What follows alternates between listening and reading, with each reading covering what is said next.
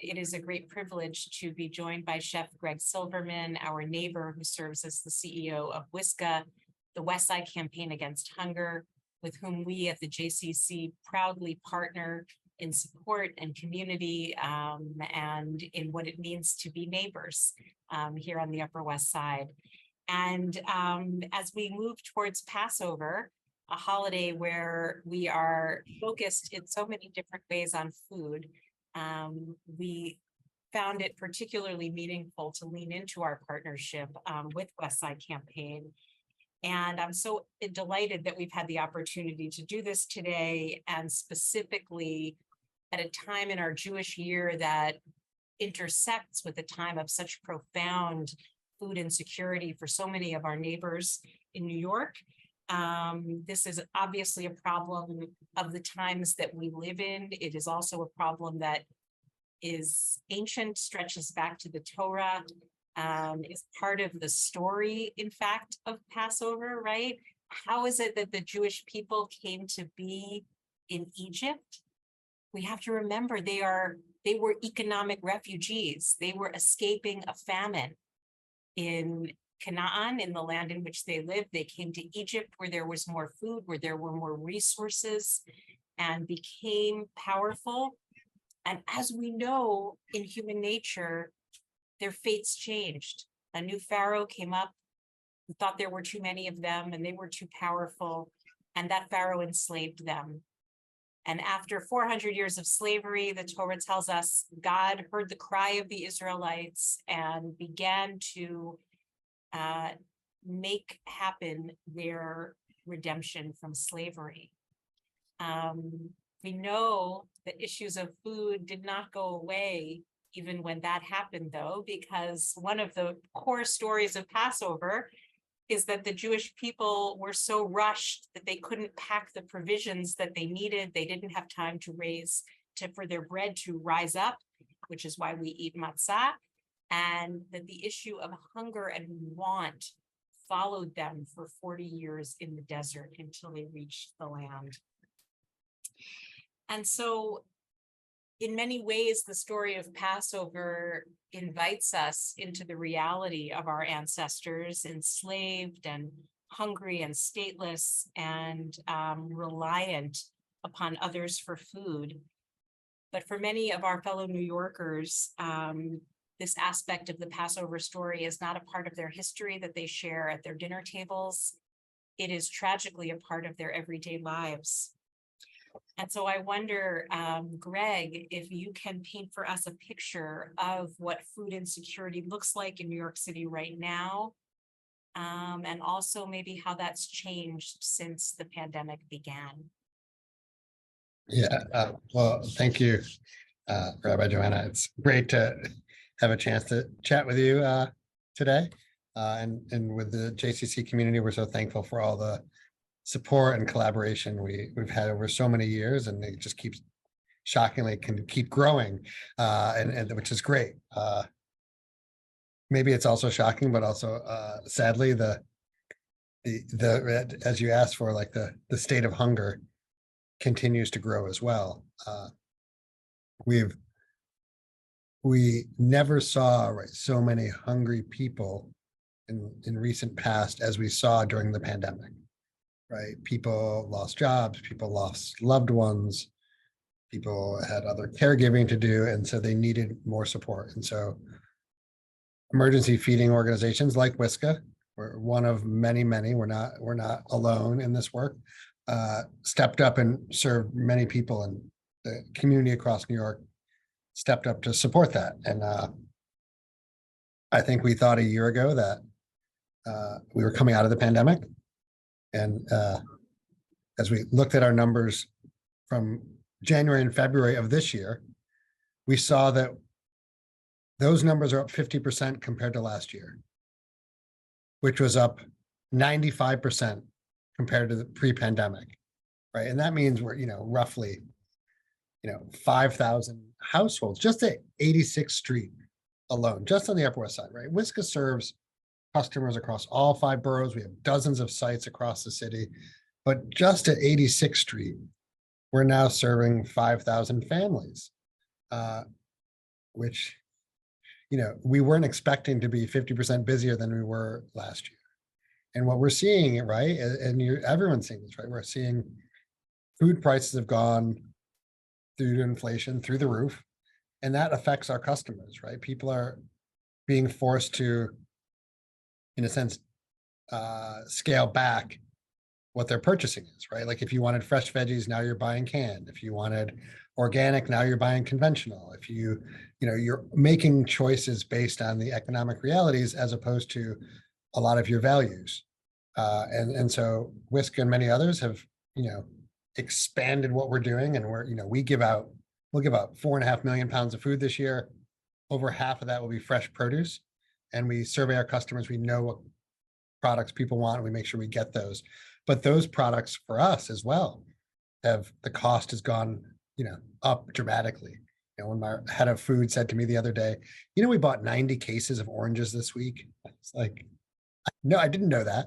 And that's a huge number, but we're like thankful in some ways, right? That like, even though it's expensive, that we can get people the healthy food they need. But, to that point, the need just continues to grow, like inflation, the migrant crisis, right? Where we're now translating materials into Mandarin and Cantonese and Ukrainian and Russian. And obviously increased number of customers being sent up from other states and from South and Latin America. Like there's trouble for people all over. And so we're not seeing an end in sight.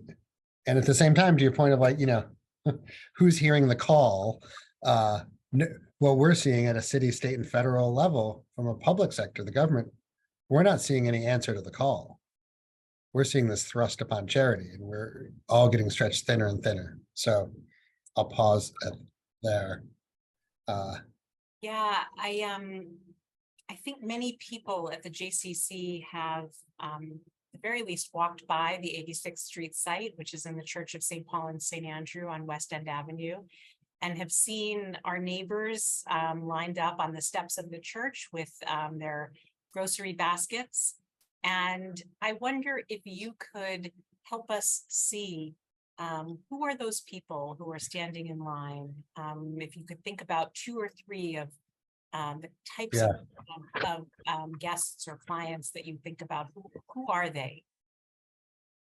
We had an elderly gentleman in his 70s coming in for food, who's been coming to us for a while, on and off throughout the years, not every month, and who, saw that his SNAP benefits, as we know, got cut in March and drastically cut. And so he was, in a sense, getting ready for that.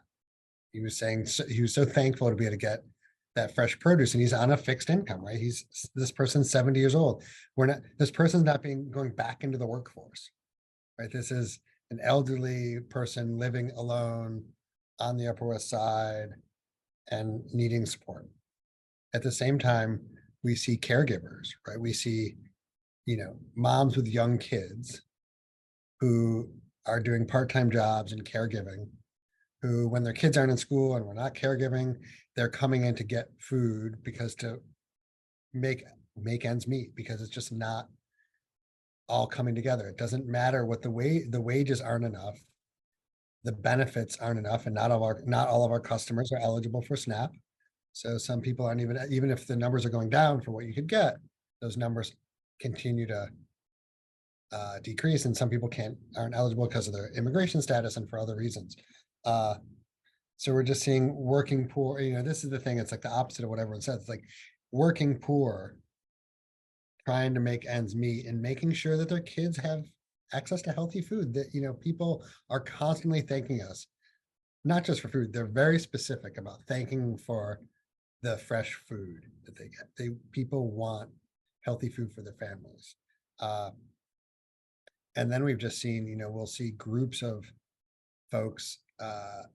We've seen relative like Mandarin speakers who come in groups together, like they've made the journey from lower Manhattan together, like in the sense to save money and then be it economize. Like people have to strategize how to do this work. It's not easy being poor, right? It's incredibly difficult to run around the city, because most people who are coming to WSCAH, they're not just getting support from WSCAH. They have to stretch their dollars And so they're getting support all over. You could think of the support if their kids are in school, getting school breakfast or school lunch. That is a piece of that support.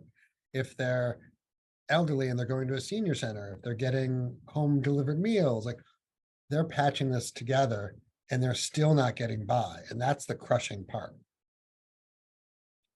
And so you referenced before feeling that there may not be a fully baked plan in terms of our government, and that a lot of this responsibility is being parceled out to nonprofit or social services organizations. I wonder what would be the ideal model, right? If it, because clearly government has a role to play, and clearly nonprofits that can do work that's more specialized and more kind of human-centered also have a role to play. But if we were to take this really thorny problem of hunger in our city, what would we do? Yeah, I mean, I'll backtrack a little, right? Like WSCAH, West Side Campaign Against Hunger, like most emergency food providers in New York City, have been around. WSCAH's been around 43 years. All these organizations are in their 40s as emergency food providers. Like that's not, the emergencies don't last decades. They don't last years. They usually last days and weeks and months. Like what's happening in Mississippi right now and tornadoes, that's an emergency. Like, although you could argue that it's not an emergency, right? When people live in substandard housing, right. Yep. Whatever. So, there are not Yeah. too many problems that aren't also upstream problems Yeah. at this point. But in this one, it's like calling ourselves emergency food providers for decades it's an absurdity, right? It's like this is abject failure, and thinking that charity is going to solve this is even more of a failure, right? To say like, look, in the heart of the pandemic, we had a lot of programs were tested out at the federal and state and city level to give increased support to people in need, and shockingly, hunger numbers went down. Right, levels of child tax credits, like increases of SNAP, these worked, and it got us up to the level we might need to get towards. And so, of course, what the public sector decided was the pandemic's over. Let's get rid of these successful programs because the world, everything is going back to normal. And so we're going back to a normal where people are, not able to lift themselves up, and so. When we look at some of these things, SNAP is sadly right now we're going into a farm bill discussion, which every 5 years we negotiate on SNAP. The farm bill is mostly about SNAP, formerly known as food stamps, and progressives are going to be backpedaling to keep from excessive workforce requirements and excessive new punitive measures to people in need, instead of actually being on the offensive, which is actually, we need to expand SNAP. We have to raise wages, minimum wage for people across the board. Like we can't outsource these things. And we can't expect also charity to foot the bill. Like they're an amazing community on the Upper West Side who has supported the work of WSCAH for decades. But on its own, it's not going to feed New York. It's just not possible. And so for the governments to scale back we're all asking everyone, as you're probably seeing in mailboxes from every nonprofit, like, we need your help now. Yeah, yes, we do. Partly because we're seeing the governor cut back on hunger prevention money. We're seeing at a city level a need for expansion of emergency feeding. There was an article in the Times today highlighting David Greenfield at Met Council asking for 13 million more, which is a small number. He obviously knows how much he should be asking for, but there's more that's needed. And at a federal level, we're seeing a tax on SNAP and scaling back these programs. So, we're going to be asked to push more, but what we need is to expand the safety net and give people wages that befit, their lives, their jobs, but also where we are at in inflation, right? We're just at a point that what does it cost to go grocery shopping now? Twice as much as it did 5 years ago. Like, that's problematic. Right. And so what you're saying is that a problem that is a structural problem around wages and expenses is a problem that we're asking, first of all, poor people to bear the burden of, and philanthropists or donors to foot the bill of, right? And there's like a kind of massive inefficiency there that is surprising from a systems perspective, right?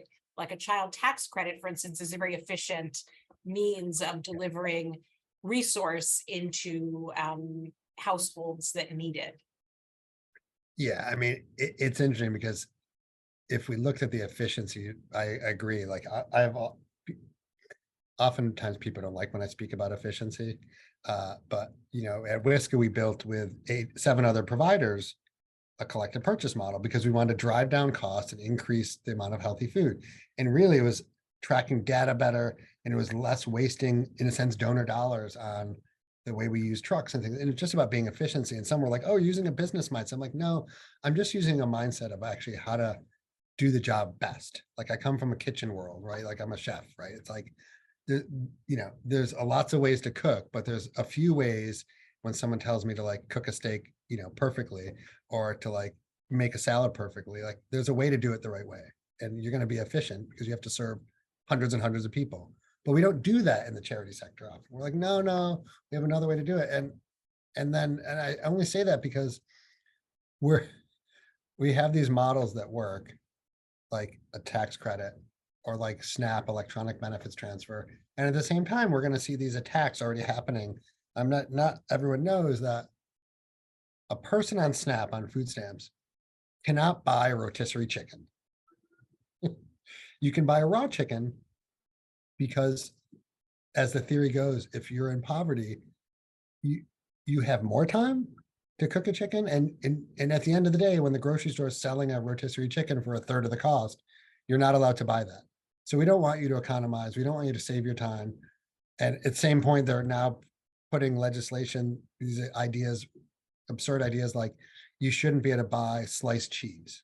You should have to, back to the government block of cheese. You shouldn't be able to, get SNAP if you're looking, if you're between 18 and 45 and you're single and you haven't found work in X number of weeks, like you're able-bodied without dependents means like, well, you should be able to find a job like that. Like these requirements are absurd, and we're not making it easier for people. And guess what? From an efficiency standpoint, like the dollars, Inefficient. yeah. We do this with school meals in New York, right? Like every kid can get school lunch because it's congregate feeding. We want to make sure like this community eligibility, everyone in the city is under a certain rate. Like it's cheaper to feed 100% if 80% need it.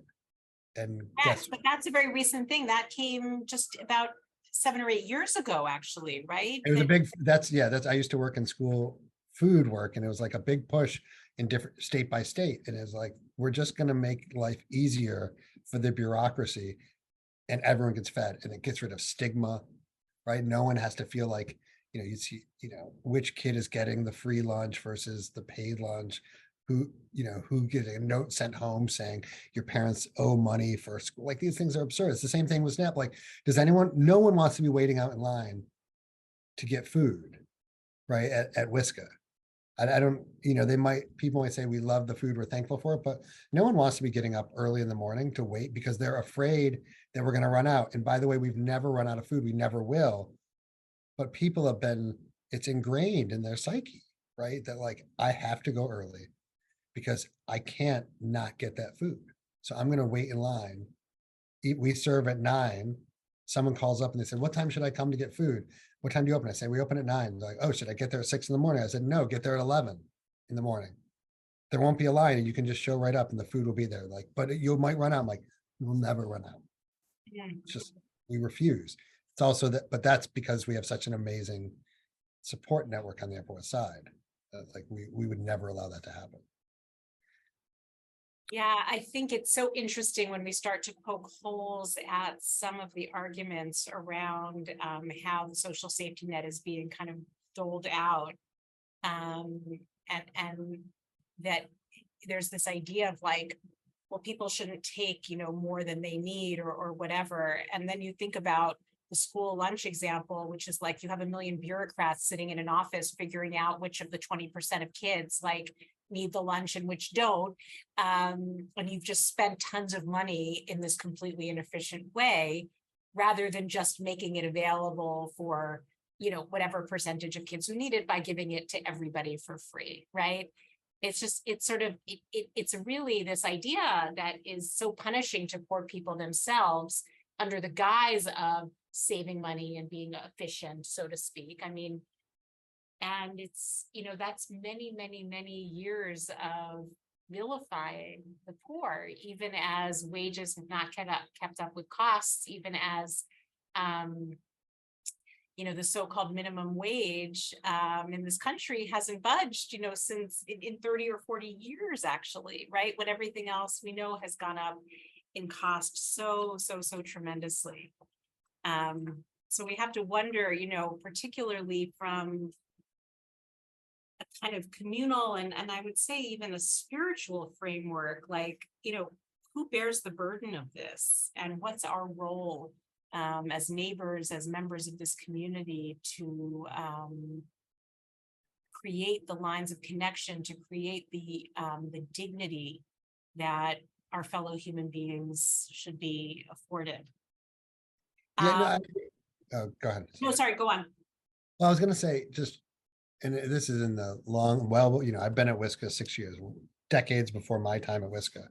This was ingrained in how WSCAH operated, the idea of the community, right? This idea of it's not just neighbors helping neighbors, but that we are a part of a community, right? It's why, when people volunteer at WSCAH, no one, it's like, who's the person who's a customer who happens to be volunteering, or who's the person living, in a nice apartment close by? It doesn't matter, and no one really knows, because they're actually all two people, just different people who both have kids who go to different schools, and both have, who eat food and who want to be a part of something. And I think that's part of it. Like, everyone wants to be a part of giving back, whether it's because they've had a easier time or because they've had a tougher time and someone has helped them.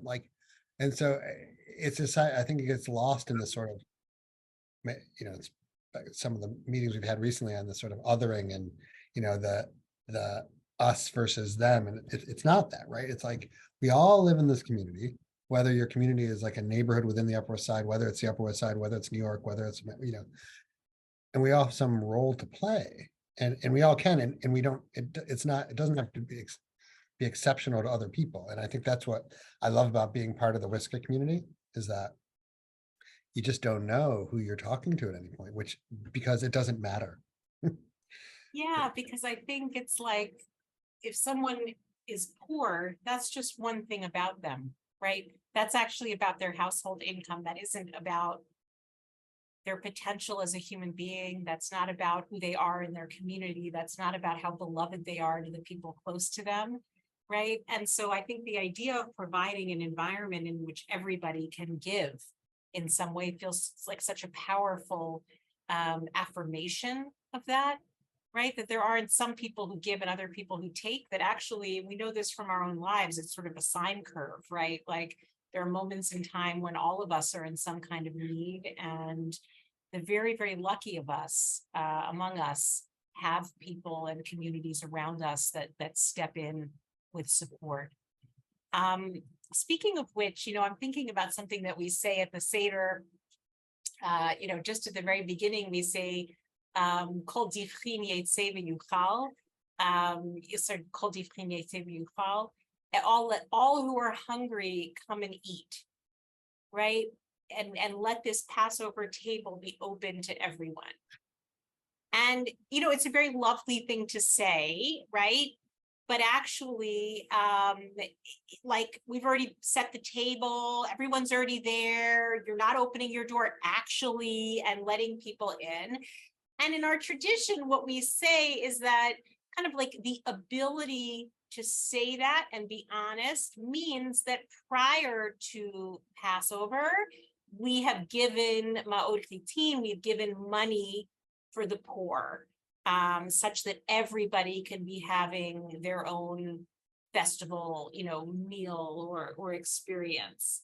But, like, it's one of these things that we notice every year because it makes us ask the question of like, is what I'm saying about myself right? If I'm saying I want to be helping people, my table is open, my door is open, and in fact, my door is not open, right? Is there an opportunity there for some kind of spiritual refinement or some kind of deeper, more complicated understanding of how I ought to be deploying myself in the world? And I wonder, sort of under that general heading, what are the ways in which sometimes you're observing that people are truly, truly helpful and are of service to this community of such tremendous need? And what are the ways maybe that are less helpful, where people are sort of saying one thing and have some belief in their own kind of identity, and in fact, the door is closed, right? It's not helpful. I mean, I think at WSCAH, we know like we can't do our work without members of the community, unloading trucks, sorting through product, bagging up food, helping, hand out food, working with literally now we sign people in and people are on the computer signing in customers. Like we need, we have 30 amazing staff who work at WSCAH, but thousands of volunteers. Like we can't do the work alone. We can set up structures, but we have 30, 40 people volunteering every day at WSCAH. So there's always opportunities. And I think that's important from a lot of levels. I think people need to see what's happening in their community to sort of be able to say, to get past that sort of, I want to open my door, but I actually don't open my door. Like it's hard not to open your door or your wallet or however, or if you haven't met people. Like you don't know when you're sitting on the subway, the state of someone else's life. But when you sort of start seeing people, customer after customer coming up for food, and you start to recognize them for who they are, it's just another member of the community. I think you're much more open. And so I think we need the physical support, like the physical labor. Right. We need people actually to have the emotional support too, of understanding why it's important, why it's understanding that why it's important for us to distribute more food, why it's okay actually that there's people in line. Like it's not okay, but like guess what, it's a good thing that we're helping out. And it's not how can we push these people back down to the basement again? Right. I don't want to have to see when can we stop having to see these people on the streets? It's like, what are you getting at? Like what we're trying to do is actually, I agree with you. We want to make sure everyone is in a great state and has a great meal and all these things, but like, it's not about not seeing it. Like you have to see it. You have to engage with what's happening in your community and talking to people and having conversations. And I think we need a lot of, and from that, obviously, we hope people will support WSCAH, financially as well, but it's not just about WSCAH, right? Like I say this a lot, like people need to engage to support what is necessary in society. I would say like not necessarily what's important to you as the individual, but like whether it's arts, school food, whether it's music, education, there's all kinds of areas that are in need of support, but people need to dive into these things. And so I like the idea of pushing people at Passover, like you're saying, of like when you're sitting around your table, do the words resonate? And whether, yeah. And if you haven't done the work, are you going to commit to doing some work? And we're, we at WSCAH we always need physical work. So we're more than happy to have people come by and help us in the labor, which is, it's great. Like no one leaves volunteering feeling bad. Everyone leaves feeling great, right? Customers feel great getting great food. People feel great having handed out food. They've experienced these things. They've maybe shown their kids something new. Like there's not many ways that I can imagine people not having a great time. Yeah, something you said though, I really want to underscore, which is, it sounds like part of what makes WSCAH so successful is that you are able to kind of involve, train, and really use in a real way volunteers, right? So those volunteers are not doing things that aren't actually useful. They're doing things that you actually need them to be doing. And the other thing about volunteers is that we volunteers become proximate, right, to each other, to our fellow volunteers who may come from all different socioeconomic, racial, cultural, religious backgrounds as us. We are all oriented towards this goal of giving out food. And that we, in those moments, in those 2-hour shifts, are 3-hour shifts, building a kind of community of focus that is directly aligned actually to the goal of WSCAH, which is giving people healthy food in a dignified setting. And it makes me just want to notice that that is a different way from how some people think about what WSCAH needs, right? Which is not people's old cans from their home or can drives from their schools, because in fact you are buying and purchasing food in bulk, as you said before, at a huge discount to what anyone is buying it in the supermarket. You are buying food that is aligned with what your customers want to be eating.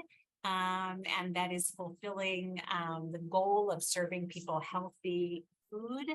And I can just imagine that that is kind of an education that we have had to offer to the world in which we live, where people say, like, oh, I have some old tuna, let me give it to WSCAH. Like, no, actually, WSCAH needs you, your volunteer work, your connections in the community, your financial resources, your commitment to being in a community of neighbors. It doesn't need your can of tuna. Yeah, no, I didn't answer that before. Sorry. Yeah, I say this a lot. The sort of like, we're never going to can drive our way out of hunger, right? Like we can safety net our way out of hunger, but like the can drive, like we're an efficient, well-run organization. Nonprofit, yes, but it doesn't matter. It's like we're efficient and we're going to steward our dollars really properly, which means we're going to buy the best food at the best price. And what that means is if someone gives me a can of tuna, if you gave me the equivalent cash you spent at a retail, I'd buy 3 cans. So it's the most inefficient thing possible. Like you travel to the grocery store, you buy a can of tuna fish, you bring it home, it sits on your shelf for a few weeks, then you bring it to somewhere to drop it off, and then someone picks it up, brings it to WSCAH. Like it's this like crazy circuitous path because we understand people want to feel that they're giving something of meaning and that it doesn't feel the same giving dollars. I get it. But it's why we're trying to find other ways to have people volunteer.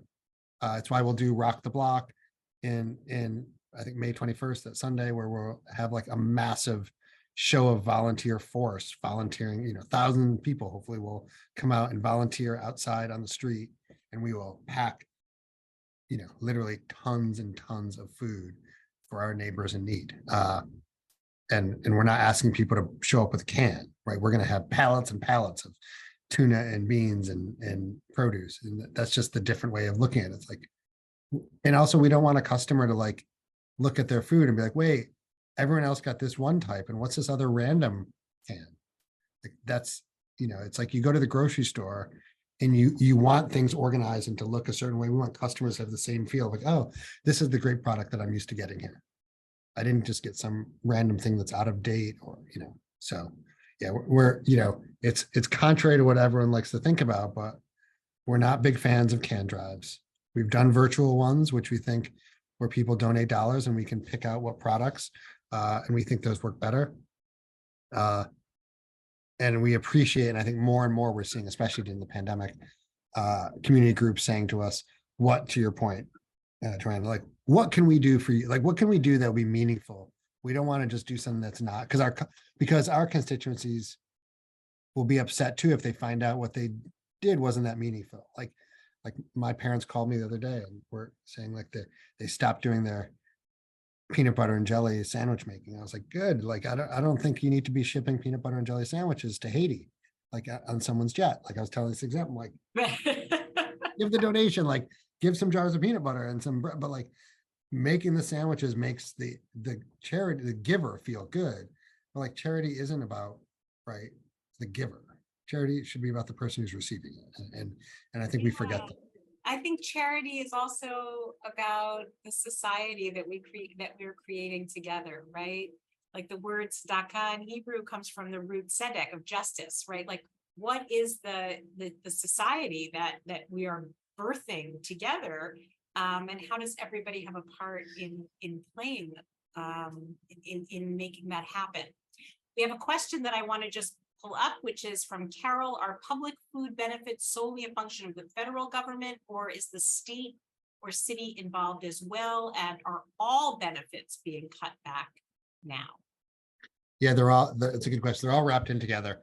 For example, federal SNAP dollars, are administered through the state / the city. So like HRA at the city level processes every SNAP benefit.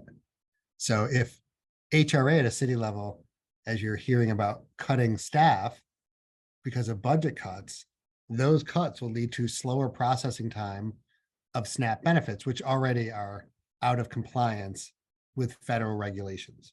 And so they're going to get even slower. So someone waiting 3-4 months to get their SNAP benefits, even if they've decreased, they're just not even getting them, is problematic.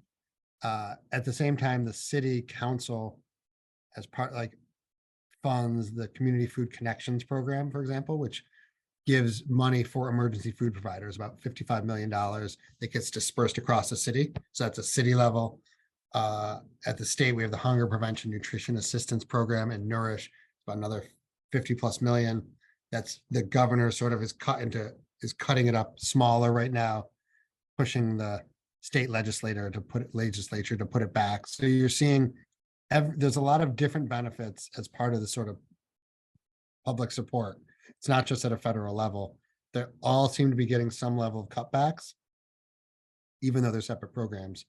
And so we're sort of all having to fight in an advocacy perspective at all of them, which is cumbersome And inefficient. Yeah. So I have just one more question before we close up, which is, I think I just want people to be aware of the way that WSCAH works, which is that WSCAH gives quote unquote emergency food. And we know that this emergency is ongoing. It gives emergency food to people, 3 days worth of food, which they are able to get once a month. And so when someone comes to WSCAH, if you see someone on 86th Street, just think about what it would mean to be in a position where you are willing to travel somewhere with your grocery cart to go get 3 days of emergency food just once a month.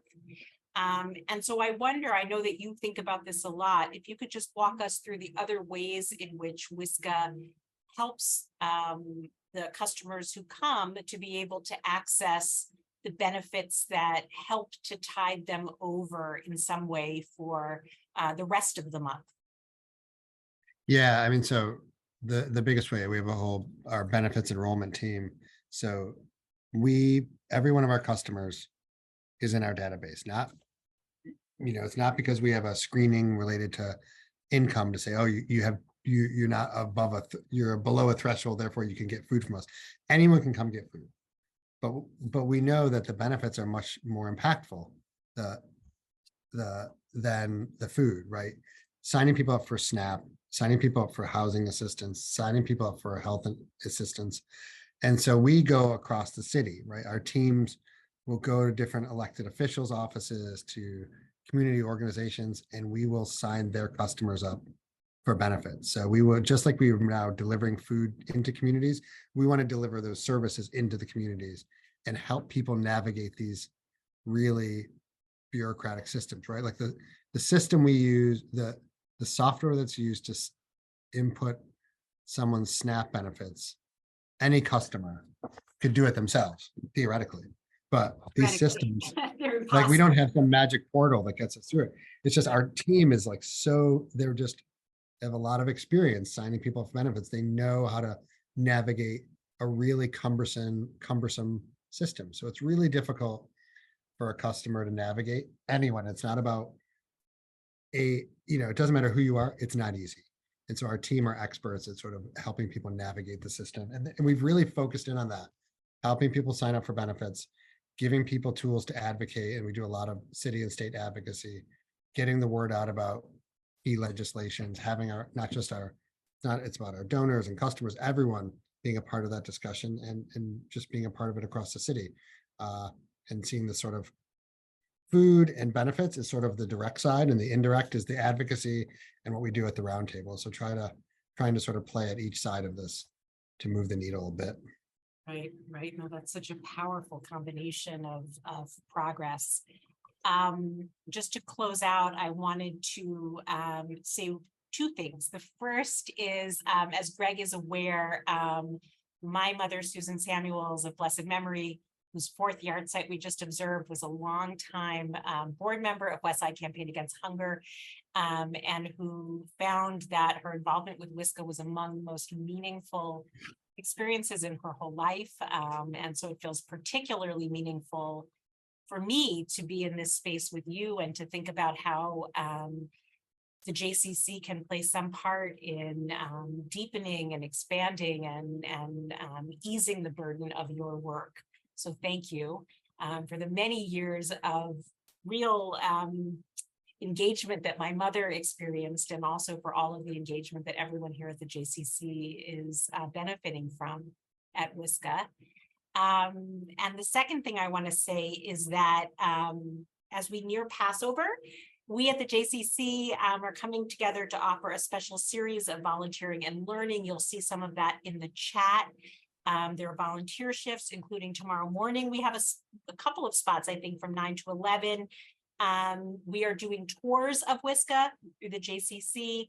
And we have also, thanks to our incredible colleagues here, Rabbi Yael Rooks-Rapport and Cheryl Parker, written a Seder supplement that is about hunger, that you can bring to your tables and really ask those questions and inspire yourselves to engage on this issue, inspire yourselves to the spiritual refinement that makes this absolutely obligatory as an act in the world. And we hope that you will download that on our website. Again, the link is in the chat, and make this conversation a part of your festive meals coming up.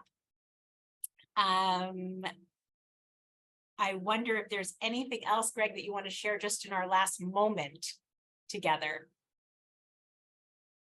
No, I'm just thankful for all the support and that we receive. And as a chef, I always say, like, the person who's doing the cooking doesn't do the dishes. So I'm just saying that before the Seder.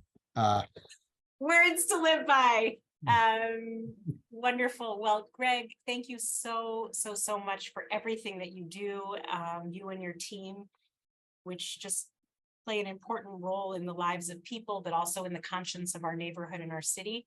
Thank you to everyone who joined us and everyone who will listen to this recording later. And I hope that everyone will have beautiful Passover holiday coming up.